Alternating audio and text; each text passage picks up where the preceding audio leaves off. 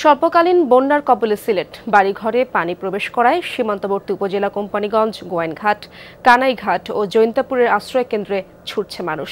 সেখানেও মিলছে না ঠাঁই। নতুনভাবে আশ্রয়কেন্দ্রেও চোখ রাঙাচ্ছে পানি।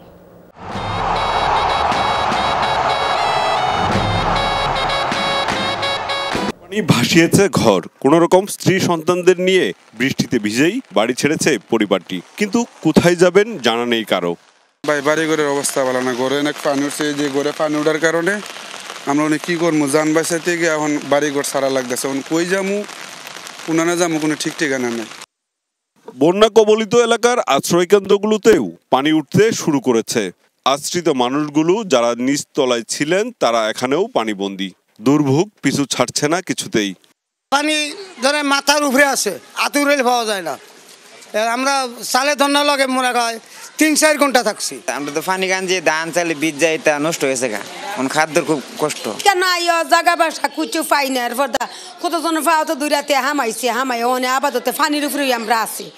উপরের তলাগুলোতে তিল ধরার ঠাঁই নেই, বাধ্য হয়ে কেউ বারান্দায় থাকার ব্যবস্থা করছেন। আশ্রয় কেন্দ্রে ঠাঁই না পেয়ে নির্মাণাধীন ভবনে আশ্রয় নিচ্ছে মানুষ। না কি অবস্থা, ভিজা টিজা সব সকাল থেকে রাতে 3টা বাজে থেকে ভিজা এখনো ভিজা হই খাওয়া নাই নাই সারাদিন ধরে আবু টাবু খাইছি না, সিলেট শহরেও ঢুকেছে বানের জল। এরই মধ্যে স্থানীয় প্রশাসন পরিস্থিতিকে স্বল্পকালীন বন্যা হিসেবে উল্লেখ করে মোকাবিলার প্রস্তুতি নিয়েছে। যে পানির তোড়ে টিকতে না পেরে আশ্রয় কেন্দ্রে এসেছিলেন মানুষগুলো, সেখানেও পানি যন্ত্রণা দিচ্ছে তাদের। ভোগান্তি তাদের পিছু ছাড়ছে না। পানি যে হারে বাড়ছে, নতুন করে আতঙ্ক তৈরি হয়েছে এই আশ্রয় কেন্দ্রের মানুষদেরও। কিন্তু প্রশাসনের যে কার্যক্রম এখন পর্যন্ত চলমান, সেটা নিয়ে নাখোশ এখানকার মানুষজন।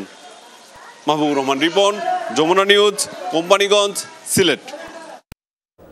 এদিকে বানের জলে ভাসছে সুনামগঞ্জ। টানা বৃষ্টিতে তলিয়ে গেছে জেলার বেশিরভাগ ঘরবাড়ি, দোকানপাট। বন্যার পানিতে তলিয়ে গেছে বিশ্বম্ভরপুর, মধ্যনগর, দিরাই সহ প্রায় সব কয়টি উপজেলা। সুরমা নদীর পানি সবকটি পয়েন্টে বিপদসীমার উপর দিয়ে প্রবাহিত হচ্ছে। ফলে নদী উপচে শহরেও ঢুকে পড়েছে বন্যার পানি। হঠাৎ পানি বৃদ্ধি পাওয়ায় দিশেহারা নগরবাসী। ঘরবাড়ি ছাড়তে শুরু করেছেন সাধারণ মানুষ। প্লাবিত জেলার ছাতক, দোয়ারাবাজার, শান্তিগঞ্জ, জগন্নাথপুর, তাহিরপুরের 1.5 শতাধিক গ্রাম, 516টি আশ্রয়কেন্দ্র খোলা হয়েছে। অনেকেই বাড়িঘর ছেড়ে ঠাঁই নিয়েছেন উঁচু ও নিরাপদ জায়গায়। দর্শক, শহরের তালতলা এলাকার খবর জানবো। আমার সহকর্মী নাবিল হোসেন আসেন সেখানে। নাবিল, সেখানকার অবস্থা জানাবেন। সেখানে বিপদসীমার কত সেন্টিমিটার উপর দিয়ে পানি প্রবাহিত হচ্ছে এবং সেখানকার মানুষের ভোগান্তির চিত্র আপনি কি দেখছেন?